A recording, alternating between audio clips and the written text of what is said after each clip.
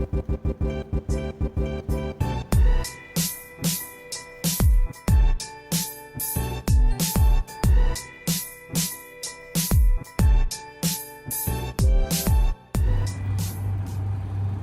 guys, welcome to my channel again. My name is Zen Low and I'm a GT race driver. Today my subject is about safety features, and also I'm going to talk about the functionality of our steering wheel. Our modern GT car, our steering is designed with a quick release system, and this system is actually designed with the purpose to allow drivers to get in and out during driver's change, and it also designed for a driver to get out of an incident in the event of an accident. So as a driver, the last thing you want is to be trapped inside the car, because it's a very scary moment. You don't want to be trapped in the car. So this system allows you to get out of the car as quickly as possible in the event of an accident. However, this system is not fail-safe. I had encountered a very scary moment in year 2014 in Shanghai during one of my races. The same system that designed for safety also giving me a bit of a trouble. What happened was, during that moment, at the time when this happened to me, the steering came off at the speed of 255 kilometers. So yeah, it's very scary, but I was very fortunate that I managed to somehow, someone's watching over me during that day, I managed to put my steering back in a single try to live to tell you the story today. Now, if that day I failed to put the steering back during my first try, I think I would have panicked, and I don't know what happened at 255 kilometers per hour. I don't think anyone would be able to save the car. So again, I was very lucky on that day. So the very same system designed for safety, it also failed me on that day. So I'm not saying this system will fail all the time, but again, it's not fail-safe. It happened to me. It also happened to many other drivers as well that I know of. Well, every system is designed to do a specific job, but having said that, they're not fail-safe, they're not bulletproof. Sometimes accidents do happen, and this is exactly what happened. So as a driver, as an engineer, it's our responsibility to do a double check or triple check if we have to make sure that everything's in proper and for our own safety. So there you go. One of my incidents, a very scary and scary one, interesting and scary one that I'm sharing with you. Okay, now let's talk about the functionality of the steering wheel.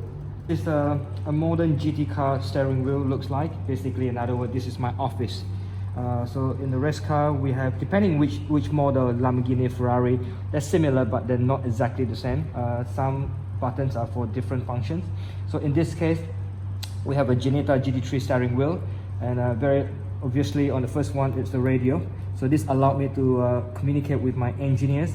When I need to speak with him, I just have to simply press the button, and that's it. And the next button is neutral, allowed the car to get into a neutral gear, so that basically which allowed my mechanic to push the car back and forth. Alarm cancel, meaning sometimes we do get a false reading on the computer system and the alarm come off, and if we know it's not a real fault, what we have to do is just press the alarm to actually override the system. And if the alarm keep coming back, that means the fault is for real. That means we need to report that to our engineers. Okay. Then of course we have flash. This is I love this button, because when I do this, that means I'm faster than the driver in front. So I like to keep flashing and to distract him, to make him a bit nervous so that I can overtake him. This is a luxury button, drink button. So when I'm thirsty, I can press the button, and there will be some liquid that go into my mouth through my helmet to allow me to refresh up a little bit. Pit limiter, basically when I get into the pit, we have a 60 kilometers pit limit. Now we need to time it very well. As soon as I press that pit limiter, I can go on my gas at full throttle. The speed will actually cut at 60 kilometers. It will not go any faster than that.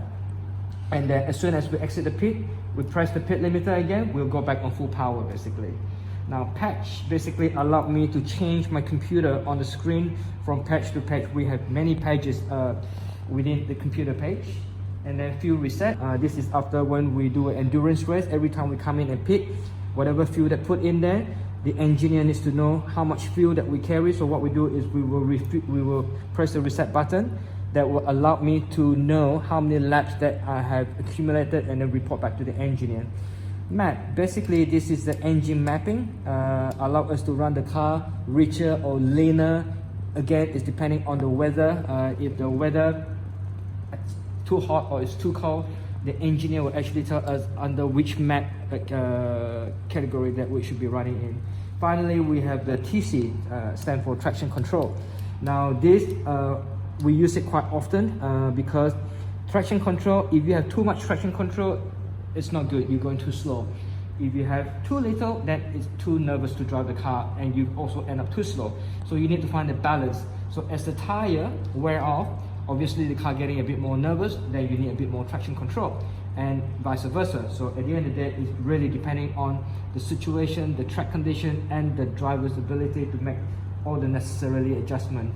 Then of course behind here, we have these two pedals, left and right. Basically right is upshift, left is downshift. So 1, 2, 3, 4, 5, 6, 6, 5, 4, 3, 2, 1. And then finally this yellow little button here is the quick release system.